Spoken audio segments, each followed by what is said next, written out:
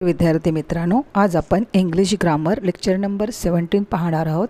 यामध्ये आपण सेंटेन्स फॉर्मेशनचे जे लेक्चर नंबर 16 मध्ये प्रकार पाहिले, त्यानंतर जे अजून काही प्रकार तुम्हाला 10वी पर्यंत विचारले जातात ते बघणार आहोत, जेणेकरून तुम्हाला त्याचेही गुण कुठे जाऊ नयेत। जसे की रिमूव्ह टू किंवा use to, use so that किंवा remove so that, use of unless, use of able to किंवा यूज ऑफ अनेबल टू, अशा प्रकारचेही प्रश्न तुम्हाला 1 मार्क्ससाठी एक्झामला विचारले जातात। तत्पूर्वी जे कोणी माझ्या चॅनलवर नवीन आहेत किंवा ज्यांनी अजूनही चॅनल सबस्क्राईब केले नाही आहे त्यांनी पटकन चॅनल सबस्क्राईब करून घ्या, बेल आयकन प्रेस करा, जेणेकरून तुम्हाला माझ्या पुढच्या व्हिडिओचे नोटिफिकेशन मिळत राहतील। शेअर करा जास्तीत जास्त मुलांपर्यंत आणि कमेंट करा। ठीक आहे, तर आपण आता लेक्चरला सुरुवात करूया। एक्झामला तुम्हाला जो एक प्रश्न विचारला जातो तो म्हणजे रिमूव्ह टू। रिमूव्ह टू म्हणजे काय असतं, ते त्या ठिकाणी तुम्हाला सो दॅट घालायचं असतं आणि कधीकधी सो दॅट रिमूव्ह करायला सांगतात, त्यावेळी तुम्हाला टू हे वापरायचं असतं। म्हणजे तुम्हाला सो दॅट आणि टू हे पर्यायी आहेत। जर रिमूव्ह टू करायचं असेल तर सो दॅट वापरायचं, सो दॅट जर रिमूव्ह करायचं असेल तर तुम्हाला टू वापरावं लागतं। तर त्याचा फॉर्मॅट कसा आहे बघा, जे सेंटेन्स तुम्हाला टूच्या पॅटर्नमध्ये दिलेलं असेल तर ज्या ठिकाणी टू असेल तो टू काढून टाकायचा आणि त्या ठिकाणी सो घालायचा। TOO असेल त्या ठिकाणी तुम्हाला सो घालायचा। एवढाच फरक तुम्हाला पूर्ण सेंटेन्समध्ये, टूच्या ऐवजी सो हे तुम्हाला झाला। बाकी टेन्स चेंज करायचं नाही, ते काही चेंज करायचं नाही आहे। टूच्या आधीचं वाक्य आहे तसं, TOO कॅन्सल करून तिथे सो, मग पुढचं वाक्य आहे तसं। मग तुमचा जो दुसरा TOO येईल त्याच्या ठिकाणी तुम्हाला डॅट घालायचं आहे आणि प्रोनाऊनला जर प्रेझेंट टेन्स असेल तर कॅनॉट आणि पास्ट टेन्स असेल तर कुल नॉट घालून पुढचं सेंटेन्स तुम्हाला आहे तसं लिहायचं आहे। परत एकदा सांगते, तुमचा सब्जेक्टचं जो नाऊन किंवा प्रोनाऊन असेल त्याच्यानंतर TOO असतं, ते रिमूव्ह करून तिथे सो टाकायचं। पुढे जेव्हा परत तुमचा TOO येईल तो रिमूव्ह करून तिथे डॅट टाकायचं आणि जे तुम्हाला तिथे प्रोनाऊन वापरलेलं असेल त्या संदर्भात प्रोनाऊन, आणि तुमचं वाक्य जर प्रेझेंट टेन्स असेल तर कॅनॉट आणि पास्ट टेन्स असेल तर कुल नॉट, आणि मग पुढचं सेंटेन्स। अशा प्रकारे तुम्हाला रिमूव्ह टू करताना चेंजेस करायचे आहेत। आता ह्याचं आपण एक उदाहरण बघूया, म्हणजे तुमच्या व्यवस्थित लक्षात येईल। Kala was too heavy for me to push her up. आता काला वॉज नंतर हे आहे तसंच सांगितलं आहे ना वरच्या पॅटर्नप्रमाणे, इथे जो तुम्हाला पॅटर्न दिलं आहे ते तिथे पहिलं जे आहे काला वॉज म्हणजे नाऊन किंवा प्रोनाऊन आणि प्लस वर्ब आहे तसंच ठेवायचं आहे। नंतर TOO मी कॅन्सल केला, इथे करावा लागतो तुम्हाला, आणि ती ठिकाणी सो घातला आहे। मग हेवी फॉर आहे तसंच ठेवलं आहे हेवी, आणि फॉर मीच्या ऐवजी प्रोनाऊन आलं आहे। मी म्हणजे आहे ना, इथे आय प्रोनाऊन वापरायचं। वाक्य पास्ट टेन्समधलं आहे म्हणजे कुड झालं, आणि मग काय झालं, काला was so heavy that I could not push her up. बाकी काही चेंज झालेलं नाही आहे। टूच्या ऐवजी सो, त्याच्यानंतर इथे तुमचा दुसरा टू आहे त्याच्याऐवजी डॅट, आणि मीच्या ऐवजी आय, आणि कुड नॉट पुश हर अप। अशा प्रकारे आपलं वाक्य सो दॅट घालून तयार झालं।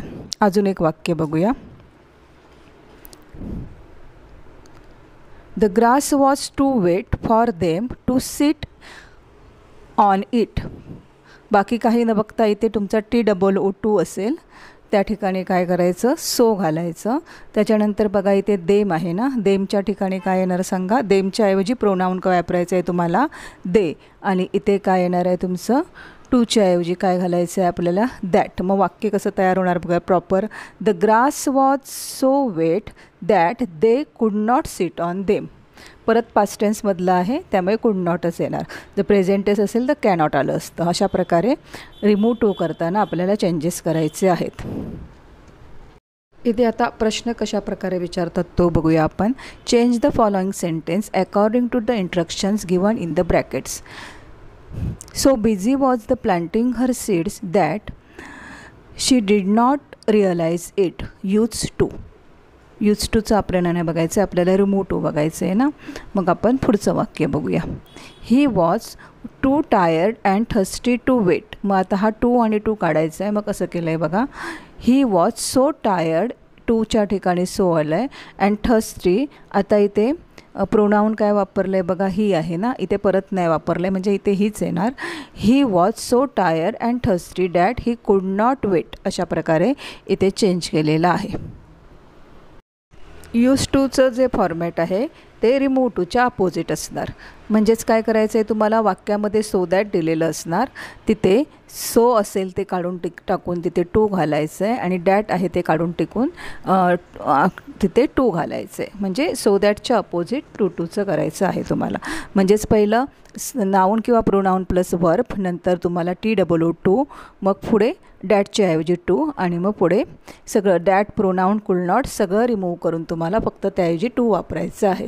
टू कशाबद्दल वापरायचं आहे, दॅट आणि प्रोनाऊन जे काय वापरलेलं आहे ते चेंज करायचं आहे आणि कुड नॉट आणि कॅनॅटच्या ऐवजी तुम्हाला इथे टू वापरायचं आहे. आता बघूया सेंटेन्स कशा प्रकारे बनणार ते. He was so weak that he could not stand.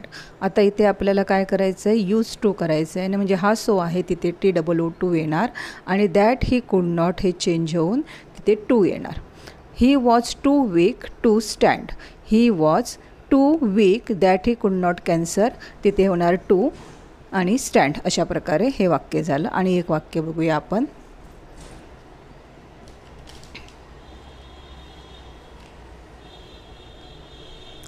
It is so difficult that no one can solve it. It is so difficult to solve it. अशा प्रकारे आपण रिमूव्ह सो दॅट रिमूव्ह करून तिथे to आणि too वापरू शकतो. Remove too and use too किंवा use so दॅटचे अजून काही वाक्य आपण इथे बघूया आता. The grass was too wet for us to sit on. Remove too, the grass was so wet that we could not sit on it. आता इथे grass was too wet for us आहे ना, मग असच्या ऐवजी इथे प्रोनाऊन काय वापरलं आहे, वी वापरलं आहे. The plate was too hot to touch. Remove too, the plate was so hot that we could not touch it. His eyes were too weak to see. Remove to, his eyes were so weak that he could not see. त्याच्यानंतर remove टूची वाक्य बघितली आपण. आता थोडीफार use so दॅटची पण वाक्य बघूया खाली.